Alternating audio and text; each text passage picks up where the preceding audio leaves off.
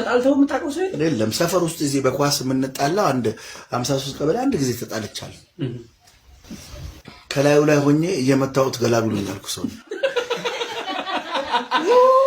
ያልኩ ከላዩ ላይ ሆኜ እየመታሁት ምንድነው ገለብጠኛል ብለህ ነው ካሁን እሱ ብቻ ሳይሆን በቃ ድብድብ አልወድም ግን ሳላስበው ጣልኩት።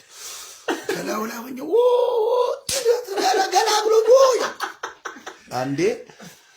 አንዴ ደግሞ ማን እንደ ጻው እንደፈጠረው አልናቀም። እዛ ሸበሌ ጎን አለች አይደለም ሜዳ እዛ ነበር የምንጫወተው። እዛ ነበር በጣም ብዙ ነገር ያሳለፍኩትና የኛ ቡድን ጨዋታ የለውም የሌላ ቡድን አለና እሱ ቡድን ማን ያልፋል ብለን ነው ለዋንጫ ለማለፍ እዛ ለማየት መነጽር ምናምን ነገር እያየን አንድ ጓደኛችን ማንን እንደሆነ እንደለከፋ አይታወቅ ድብድብ ተነሳ እና እኔ በቃ መነጽር ምናምን አድርጌ አንዴ በቃ አለ